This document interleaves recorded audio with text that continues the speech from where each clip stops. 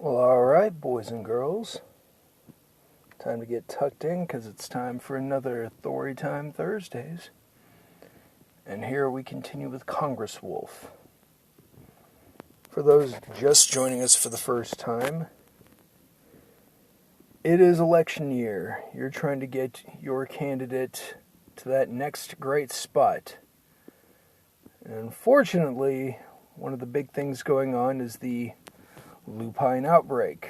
There is a werewolf disease, and individuals suffering from this are trying to get equal rights and proper treatment. And let's not forget, the whole we're human too. So it's kind of a touchy subject. And I honestly started this before we had issues, but it's all kind of life imitating art at this point. So, let's begin. Because now that everything is taken care of, and you've put enough spin on the fact that your predecessor was possibly killed by a werewolf and now you're in charge, you're having to get your financial backers back on your side. So, yeah, this should be fun. Call time is nobody's favorite thing to do, but high-dollar donors expect that personal touch from you and Good Penny both. You shut the door to the outer office and start dialing. The donors are relieved to hear from someone on the campaign. It's a bit awkward since you have to introduce yourself to all of them, but after a few calls, you get into the swing of it. You're halfway through the list of supporters that you absolutely have to talk to. When you come to Seth Tanner, one of the local scions of wealth and privilege. The Tanner family owns half the shopping malls in the state, and that means that when Seth has an opinion, people listen to him. Yes, of course, Mr. Tolchetti, he says when his assistant puts you through. I've been expecting to hear from you. Ms. Ramirez's death, a tragedy, absolute tragedy. You know this script well by now. Yes, we were all shocked to be and saddened by it, sir, you say. And that's why I'm calling our most important supporters today, to make sure you know that Congresswoman Goodpenny and I are... Yes, of course, he interrupts you. But listen, Mr. Tolchetti, before Ms. Ramirez died, she and I had been corresponding. That so-called jobs bill that the president has to put forth...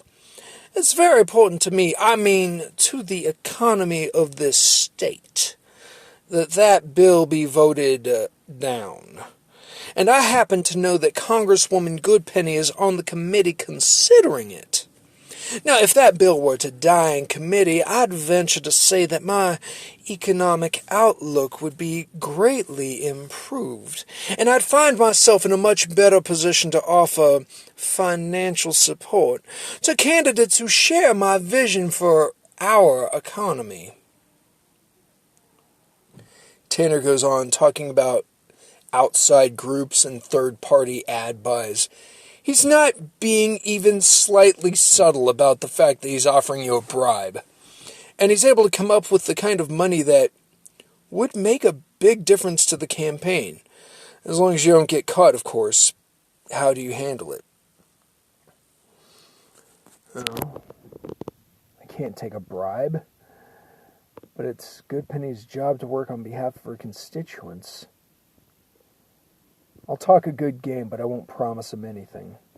Now, we have been vague in the past now, and in this situation it would be very, very appropriate and safe to do that. This is the political game, after all. However, even appearing to do what he's asking would be a conflict of interest, but I can't afford to offend a major donor like Tanner. I'll pretend I don't know what he's offering and tell him Goodpenny makes her own decision on votes. I can't believe that he would make an offer like that so blatantly. I'll tell him no bluntly and end the call. I know how the game is played, and we can use all the money we can get. I'll tell Tanner it's as good as done. So, we've got vague, We've got me supporting the idea but not promising her. We've got me flat out saying absolutely no.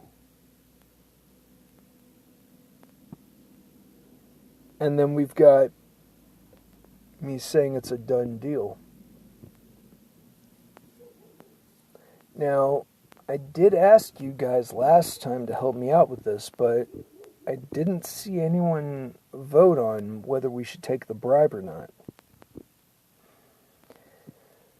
But politics is politics.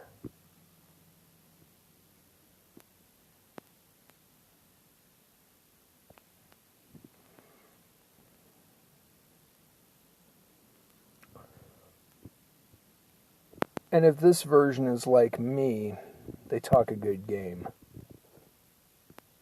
So we'll go with that. Congresswoman Goodpenny and I certainly have appreciated your staunch support, Mr. Tanner, you say. I'm glad to hear it, Tanner says, his voice warming up over the phone, because he thinks he's getting what he wants. I can promise you that Congresswoman Goodpenny takes your concerns very seriously, you continue, and that she'll be taking a hard look at this legislation when it comes before her committee. Luckily, the Republicans are the minority party in Congress, so Goodpenny won't even get a say in whether the bill comes up, never mind whether it passes. But if Tanner doesn't realize that, you don't have to tell him. I'm gratified to hear that Congresswoman Goodpenny takes her constituents' concerns so seriously, Tanner says pompously. Thus reassured, he lets you turn the conversation to safer topics. When you hang up, you're sure that you've managed to hold on to him as a supporter. You're just wrapping up, making a few notes for later, when a voice startles you out of your concentration.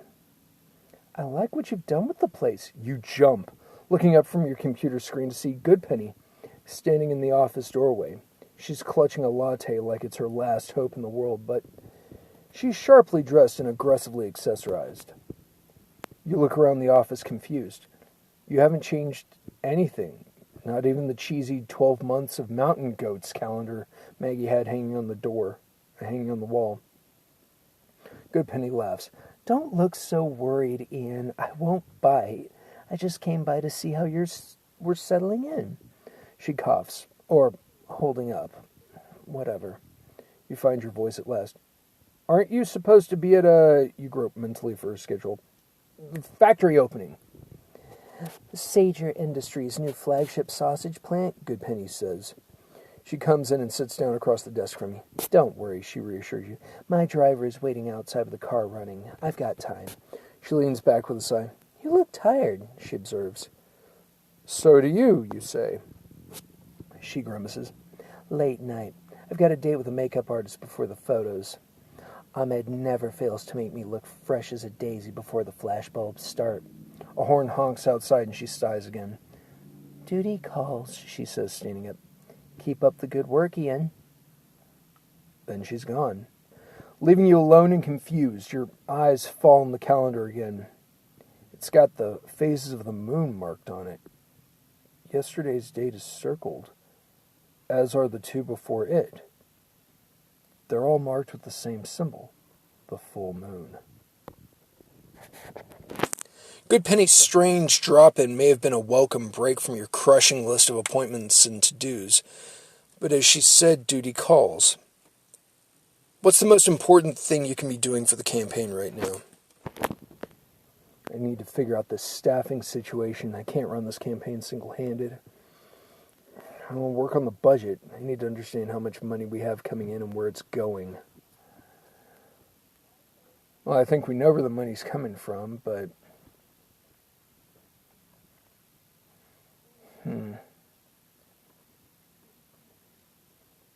Yeah. After that talk with Tanner, probably have money on the mind. So let's go with that. Money is the lifeblood of any political campaign. Polls, ads, field staff, even fundraising itself. It all costs money. And you've only got so much of it. You haven't hired a finance director yet, so you're stuck alone in the office, crunching the numbers yourself. You can feel a headache starting to thud at your temples as you stare at the budget spreadsheet. income, cash flow, priorities. Something's got to give here. At the top of your to-do list is a set of decisions. At the bottom of the spreadsheet is the all-important number. Cash on hand, $50,000. Current budget, $0. Left to spend, $50,000. You haven't spent any money on fundraising. You should make sure to do so, because you can't run a campaign without fundraising. So do we set finance budget so I can raise money faster? Set field budget so the campaign is in contact with more voters in Goodpenny's district? Or set a polling budget so that I know which way the electoral winds are blowing?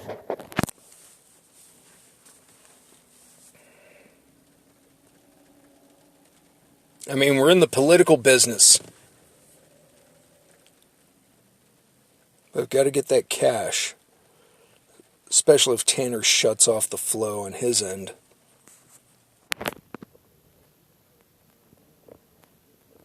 But we have to get voters. We have to get people to vote Goodpenny. Hashtag vote Goodpenny.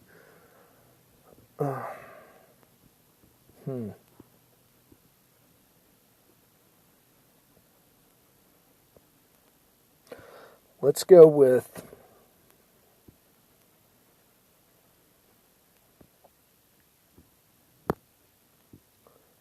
voters.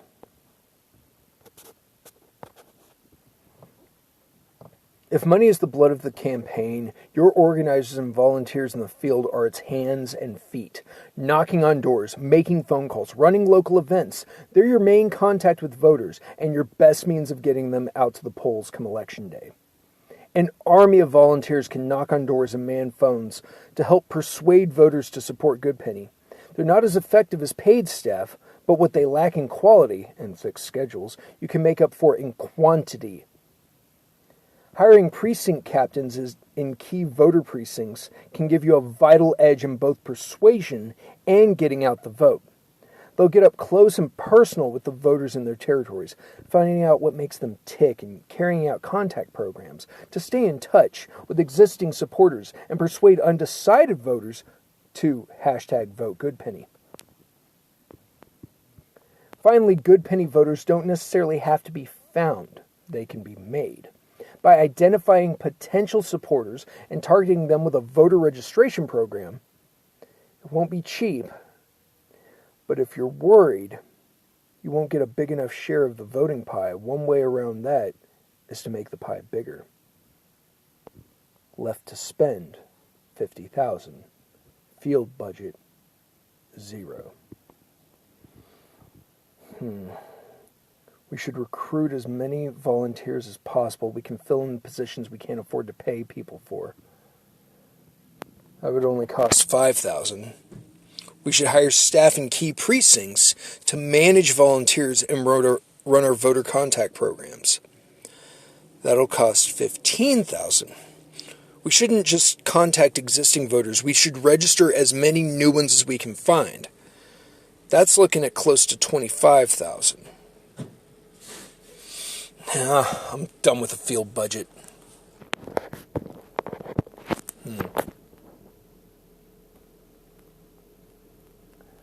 What do you think, boys and girls? This is a little more important. So what's it going to be? Do we recruit as many volunteers as we can find? Risk only $5,000? Do we go down the middle at about $15,000 and hire staff for key precincts and to manage the volunteers and run our programs? Or should we throw half the budget at this?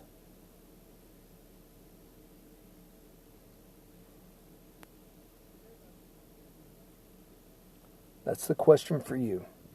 How much am I spending? $5,000, $15,000, or $25,000? After the video, please click the link to the Twitter. Let's help get this set up. What's it going to be? 5 grand, 15 grand, 25 grand.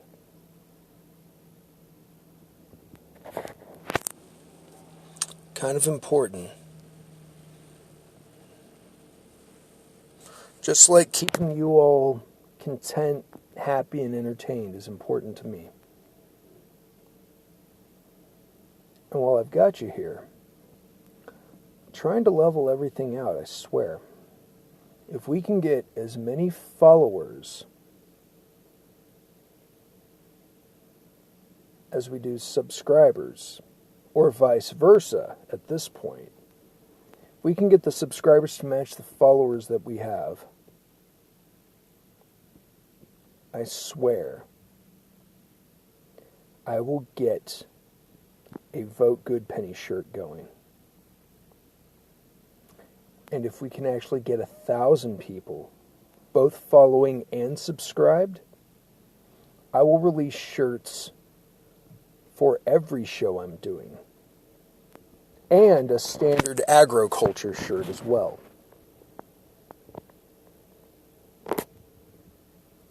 So just remember to like, share, and subscribe.